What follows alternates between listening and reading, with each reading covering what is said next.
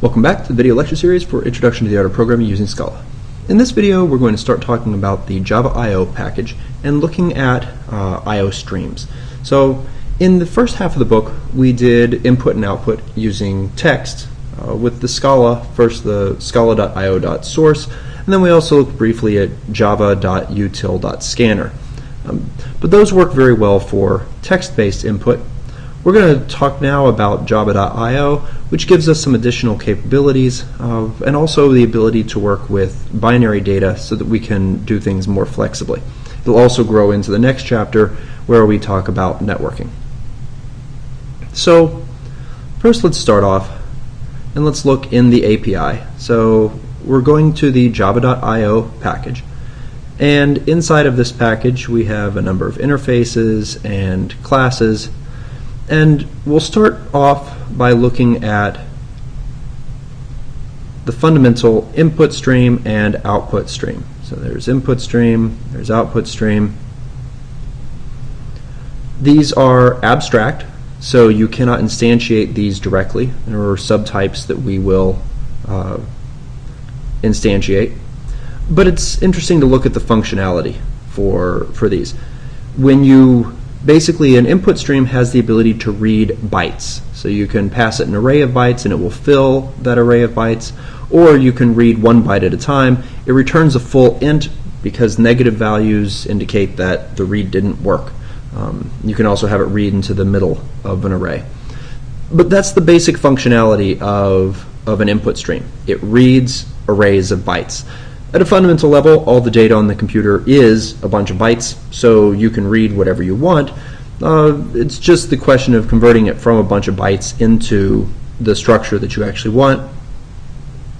Output stream is fairly analogous, except instead of reading stuff in, it writes out arrays of bytes, and you can write out a single byte, which gets passed in as an int, but it will only write out the lowest byte of that int. In addition to the input stream and the output stream, there's another class that is worth specifically mentioning in java.io, and that is file. And we've seen file previously, but we didn't really look at it in any detail. This class has a lot of very helpful methods in it. Most of the time you'll be making it just by passing it a path name. You can also use it to build relative paths, so you give it a file that represents a directory and then what you want inside of that directory. But using this, when you set one of these up to refer to a file, you can ask information about the permissions on that file. You can do things like set it to delete, delete on exit, so when the program terminates it will delete the files that you've tagged that way. You can ask if a file already exists, so before you try to open something or create something, if it already exists, you can possibly prompt the user. You can get the path information about it. One of the ones that I find very useful is that you can get a list of all the files in a directory, or either as a bunch of strings or as an array of files. You can also ask for how long a file is, which we'll actually use that in just a minute. If the file refers to a directory that doesn't exist yet, you can call mkdir. You can actually make something that is multiple directories nested down where many of them don't exist, and mkdirs will create all of them for you, and you can change the permissions on files. So there are quite a few helpful things that you can do here with your files using the java.io.file class. So it's a good thing to have in the back of your head. Now, the thing about the input stream and the output stream being abstract is that we can't instantiate them. You can't actually make an input stream. You have to make some subtype of input stream.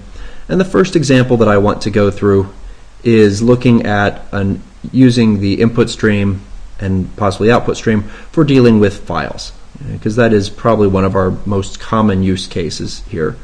So there are classes for a file input stream and a file output stream. The file input stream inherits from input stream, but when you read from it, it takes data from the file. Similarly, a file output stream can be created and it will write data out to the file when you call the write methods. So if we go to Eclipse, we can set up a little example here.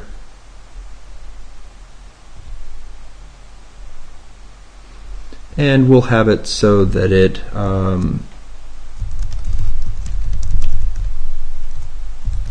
so we'll play with streams. I'm going to tell it to go ahead and add a main for us. And at least the very first thing that I want to do is to have it maybe print the contents of a file based upon what it reads from an input stream. Now, we could do this in a few ways. We could read through byte by byte to do this, or we could read a large array of bytes. I'm actually going to do the latter. And just because I can and it's not too hard to do,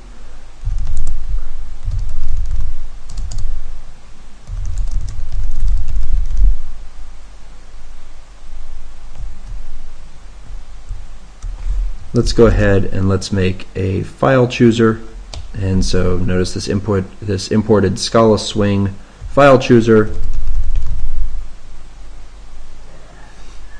Chooser dot show open dialog null, and we need to check to make sure they actually open something. If that equals, let's try file chooser dot result dot approve. That means they actually chose a file for us, and what I want to do is I want to read that in.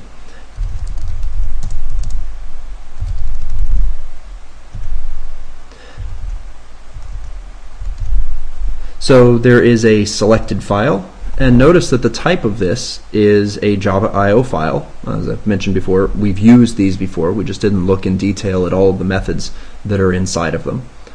And I can take that file and use it to create myself a file input stream.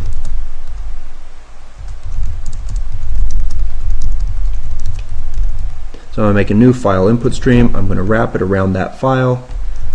We'll import there. Because I just opened a file, I want to be a good programmer and close it, and so I'll type that immediately so I don't forget it. Now I would like to read in the entire contents of that file into an array. So I'm going to make an array, I'll call it buff, short for buffer, which is going to be a new array of bytes of however long the file is. Now, turns out this is where I can do file.length and ask for it. We have an error here because it turns out that you can only make, when you make arrays, you have to pass them an int, and length gives us a long. So I'm just going to convert that to an int, and then I call read on that buffer. At that point I can close the file because I've read my data in, and just to make sure that it works, I'm going to print line out a new string that's built using that buffer. There's a constructor for string that takes arrays of bytes. So this is a very simple little program that uses an input stream, and if we run this, we have the ability, so let's go programming using Scala. Pick one of our programs from earlier, basic methods. There we go. Okay, so we read in that file and printed out the results. Now, this is a very simple usage of an input stream and what we can do with it. We could have done this just as well with a source. The advantage here is if this had been a binary file, reading into an array of bytes would have been nicer, though we wouldn't have wanted to convert it to a string in that case. We could also make this so that it copied the contents of the file by creating a file output stream and then writing stuff out to that. We will Come back in the next video and we'll talk about what could go wrong with this and how we can deal with that.